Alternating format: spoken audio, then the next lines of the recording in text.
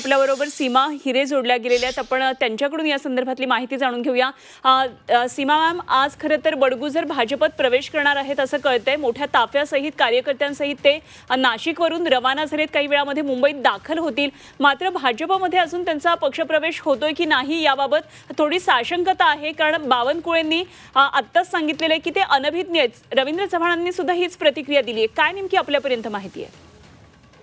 मला पण काही कल्पना नाही की त्यांचा आजच प्रवेश होतो आहे, परंतु यापूर्वी पण मी या प्रक्रियेला विरोध केलेला आहे. ज्यांनी आमच्या महिला आयोगाच्या अध्यक्षा विजयाताई राटकर यांच्या सभेमध्ये महिलांवरती मोठ्या प्रमाणात खुर्च्या फेकल्या, त्यांनी स्वतः गुंड आणून बरोबर. त्याचबरोबर आमच्या भारतीय जनता पार्टीच्या कार्यालयावर त्यांनी दगडफेक केली. अनेक जण त्यावेळेस जखमी सुद्धा झालेले होते. एक जणाने कामाला फक्त विरोध केला म्हणून त्यांच्यावर त्यांनी गोळीबार केला. ती व्यक्ती सुदैवाने वाचलेली आहे.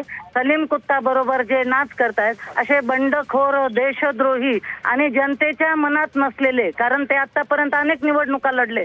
महापौर पदाची होती, त्याला सुद्धा साधे ते मत गोळा करू शकले नाही. त्यावेळेला दोनदा ते महापौरच्या निवडणुकीत पडलेले आहेत. त्याचबरोबर विधानसभेच्या निवडणुकीत ते 2-3दा पडलेले आहेत. म्हणजे जनतेचा कुठलाही आधार त्यांना नाहीये, जनमत त्यांना नाहीये आणि त्यामुळे त्यांना आम्ही सर्वजण मिळून विरोध करतो आहोत.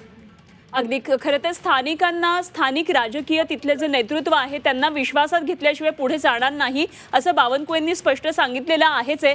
मात्र तरी सुद्धा आज बडगुजर यांचा जर भाजपत प्रवेश झाला तर नेमकं तुमची आता पुढे भूमिका काय असेल? कारण हा अंतर्गत वाद पुढे येऊ नये, निश्चित भाजपचे यासाठी प्रयत्न सुरू असणार आहेत. मी यापूर्वी देखील सांगितलं की आमची हिरे घराण्याची ही तिसरी पिढी भारतीय जनता पार्टीमध्ये काम करते आहे. जवळपास 80-82 सालापासून आम्ही सक्रियपणे समाजकारणात आहोत. आमच्या घरातलं कोणीही कधीही कुठेही फुटलेलं नाही, कुठल्या पक्षात गेलेलं नाही. आम्ही अगदी मनापासून या पक्षाचं काम केलेलं आहे आणि त्यामुळे आताही पुढे काही दुसरीकडे कुठे जायचा विचारही आम्ही करू शकत नाही. परंतु आम्हाला जेवढं शक्य आहे तेवढं आम्ही पक्षाचं काम याही पुढे करतच राहणार. बरं, पण तुम्ही तुमची नाराजी वरिष्ठांपर्यंत पोहोचवली असेलच? आम्ही पोहोचवलेली आहे. स्वतः मी आणि आमच्या सर्व प्रभागातले नगरसेवक आणि पदाधिकारी जवळपास 35 ते 40 जण, 50 जणही असतील, आम्ही सर्वजण जाऊन मुख्यमंत्र्यांना लेखी पत्र दिलेलं आहे. त्याच्यात कोणकोणते गुन्हे त्यांच्यावर दाखल झालेले आहेत आतापर्यंत तेही दिलेले आहेत.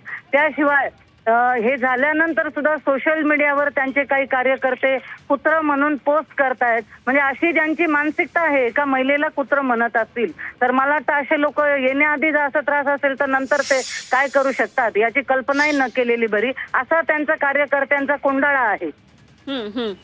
ठीक, सीमाजी, निश्चितच आमचं या घडामोडीकडे लक्ष आहे. काय हा भाजप प्रवेश होतो का? कारण सध्या तरी तशी कुठली चिन्ह दिसत नसले तरी बडगुजर मात्र मुंबईकडे निघालेले आहेत. आता तुम्ही झी 24 तास बरोबर बोललात, ही सगळी प्रतिक्रिया दिलीत त्याबद्दल धन्यवाद. आणि निश्चित या संदर्भात संपर्क आम्ही पुन्हा तुमच्याशी करूच. सीमा हिरे आपल्याबरोबर होत्या, नाशिकमधल्या आमदार, आणि बडगुजर यांच्या भाजप प्रवेशाला त्यांचा तीव्र विरोध आहे. पुन्हा एकदा त्यांनी त्यांच्या प्रतिक्रियेच्या माध्यमातून हेच समोर आणून दिलेलं आहे. अर्थातच आता भाजपमध्ये या संदर्भात काय नेमके वातावरण असू शकतं आणि पक्षप्रवेश खरंच होतो आहे का? हा पक्षप्रवेश अंतर्गत या सगळ्या वादांमुळे रोखला जातो हे सुद्धा बघणं महत्त्वाचं ठरणार आहे.